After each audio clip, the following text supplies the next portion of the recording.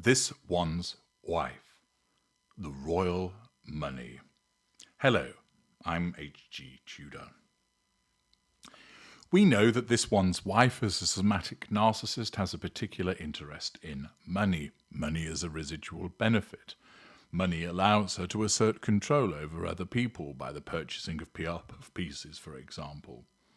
Money allows her to buy property and items which she can triangulate with people to draw a reaction from them, which signals control and provides her with fuel. Money is important to most people, and especially so to the somatic narcissist.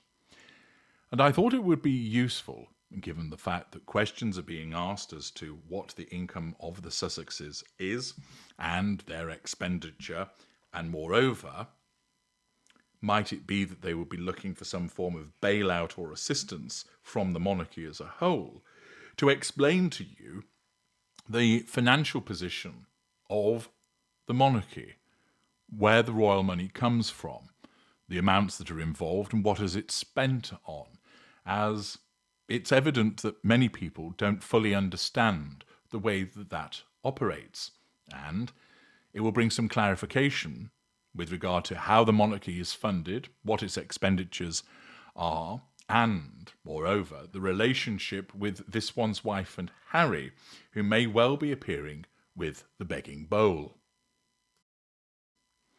The British monarchy is funded through a combination of public and private sources. The primary public funding comes from something called the sovereign grant. This supports the official duties of the king as head of state.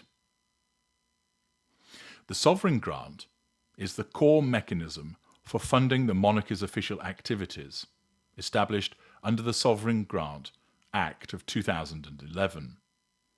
It replaced older systems like the civil list and various grants in aid, consolidating them into a single annual payment from HM Treasury. In effect, what happened was back in 1760, all of the Crown's assets, all of its land, all of the forests, the farmland, the mining rights that it had, were given by George III to Parliament to manage them in exchange for a payment. Now, Parliament appoints an independent body to manage this estate through the sovereign grant. This vast portfolio of commercial properties, of shopping centres, forests, farmland, etc., is such whereby the profits that come from the Crown estate are surrendered to the state in exchange for funding support. The grant is set at a percentage of the Crown estate's profits. This percentage was originally 15%. So the state would take 85% of the profits, 15% would go to the Crown. This was then raised to 25% to fund a 10-year renovation of Buckingham Palace. It was reduced back down to 12% in 2023 as a consequence of surging Crown estate profits from offshore wind farm leases. Charles wanted to share some of that windfall with the people, in effect. And so what it does is it allows the state to take some money from the profits from this Crown estate in exchange for the monarchy receiving this funding from taxpayers. In effect, the profits always outweigh the amount that is received by the monarchy. So in effect, it isn't actually costing the state anything because they make more money from the profits generated by the Crown estate than they do to fund the monarchy. This is the main source of funding for the monarchy, and it covers salaries for about 500 royal household staff, maintenance and upkeep of occupied royal residences used for official purposes, such as Buckingham Palace, Windsor Castle, Kensington Palace, St James's Palace. This includes the ongoing renovations, which are costing £369 million to renovate Buckingham Palace. It covers official travel, flights, trains, helicopters for UK and overseas engagement. This cost around £4.5 million in 2022-2023. It covers utilities, keeping the lights on, housekeeping and hospitality for official events, for example, garden parties and state banquets. It covers IT, communications, and other operational costs. It does not cover private expenses. It does not cover security, and it doesn't cover the cost of other royal family members' personal activities. So this lump sum, which was roughly £75 million in the last payment, covers the running costs of the monarchy, in effect. Not the personal private stuff, but the infrastructure of the monarchy in respect of the salaries of the people that work for it, the maintenance of the royal residences, travel, utilities, housekeeping, IT, and communications. Recent amounts that have been paid in 2024-2025, it was £86.3 million. 25-26, it was £132.1 million, because this was driven by record Crown Estate profits of £1.1 billion. And the King requested, as I mentioned, the additional wind farm profits be used for the wider public good rather than solely boosting the grant, so the percentage dropped. Projected for 2026 to 2027, it's £137.9 million based on further profit growth. Any underspend is added to a reserve fund, and that stands at about £8.3 million. So in effect, each year the amount received has been largely spent, with some placed into a reserve, but it actually doesn't cost the state anything because it's being paid out of the profits that are generated from the Crown Estate that was handed over in 1760. So that's the main source of income. There's also a second source of income, which is the Privy Purse. The Privy Purse is funded by the Duchy of Lancaster, which is a private estate of land, properties and assets, about 18,000 hectares across England and Wales, valued at about £654 million. This has been held in trust for the sovereign, currently the King, since 1399. It's managed separately from the Crown Estate and generates income from rents, investments and commercial activities. What this income does is that it supports both official expenses not covered by the sovereign grant, for instance, costs for other royal family members, and some private expenditures. In 2024-2025, the Duchy generated a surplus of £28.7 million. The King voluntarily pays income tax on this at the highest rate after deducting official expenses, as has been the case since 1993. Accordingly, in effect, therefore, the monarchy has the Crown Estate to cover the workings of the monarchy, the buildings and the expenditure that goes with all of that. And then the King has a private income from the Duchy of Lancaster, which is utilised for covering official expenses and some private expenditure, and some of the official expenses not being covered by the Crown Estate. So in essence, the King, as the monarchy, has two sources of income: the Crown Estate, to fund the overall workings of the monarchy, and the Duchy of Lancaster, which covers some official activities and private ones also. There is a third income stream which is worth talking about also, and this is the Duchy of Cornwall. The Duchy of Cornwall is a private estate that was established by Edward III in 1337 to provide an income for the heir to the throne. Previously, this was Prince Charles, and he was the longest-serving Duke of Cornwall in history.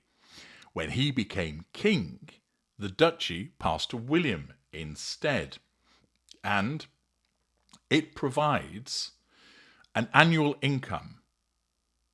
Latterly, this was about £21 million, And this money is then used to support the Duke privately, their children and families, as well as philanthropic work. The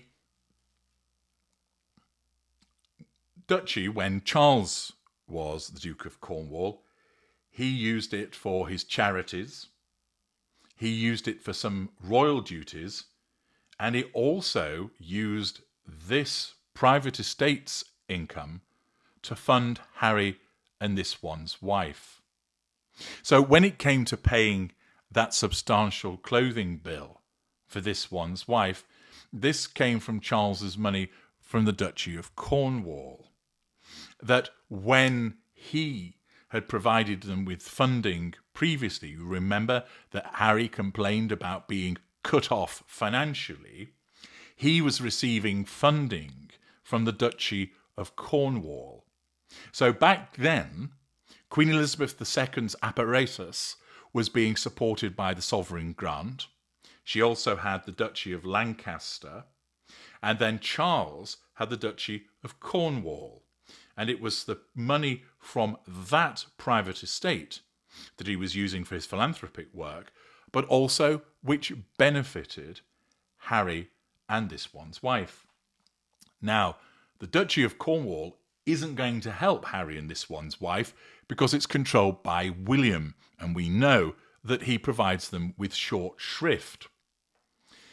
The idea is that the Duchy of Cornwall, which is about 54,000 hectares, mostly in southwest England, and valued at over £1 billion,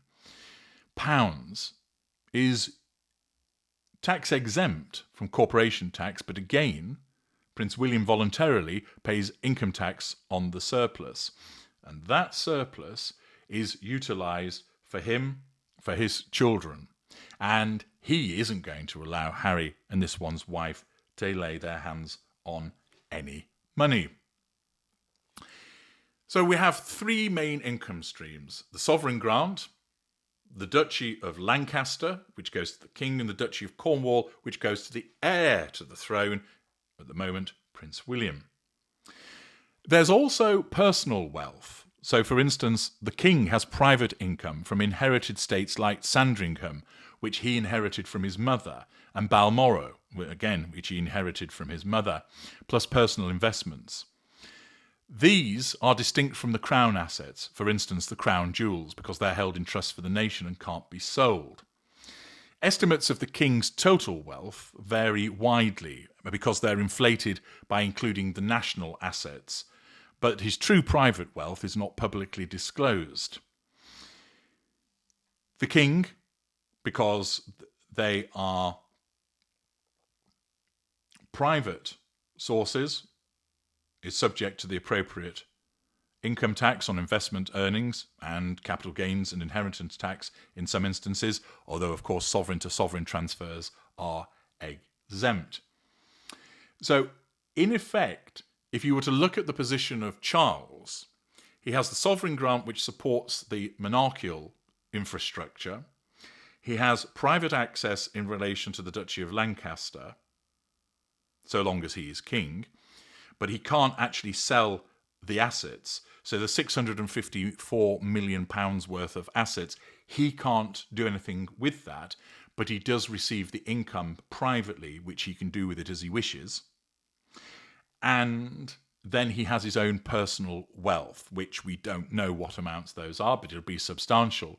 And this, of course, is where this one's wife and Harry would come with their begging bowl, wanting the king to dip into his personal wealth, either taking it from the Duchy of Lancaster or from his private personal wealth that's been accumulated from the inherited estates, etc., personal investments, and so on and so forth. Thus, the king has substantial money. He can't provide Harry and this one's wife with anything from the crown estate, because that's to do with the infrastructure. The king doesn't handle those assets. That's dealt with by the state. The money that's generated from it has to be used for the aspects that I've described in terms of buildings and salaries, etc. In effect, the running costs. So that helps with the business of monarchy. It doesn't go into the pocket of Charles. He can't divert that to Harry or this one's wife. He has money from the Duchy of Lancaster. He can't sell off the capital, that's £654 million, but he does have that £24 million or so, which he can utilise for some private expenditure, which could potentially mean utilising it for Harry, this one's wife, or he could dip into his personal private amounts, which we don't know the extent of those. Thus, he is a wealthy man, putting to one side the state-owned assets, and that's why there is an attraction, of course, for Harry and this one's wife to achieve some form of reconciliation, because it's quite clear that the money is going to run out for them with the lack of opportunities available to them and the substantial overheads that they have. It's also worth mentioning some additional taxpayer-funded elements. Outside of the sovereign grant, taxpayers also cover security. This is provided by mainly the Metropolitan Police, but other police forces funded from the Home Office.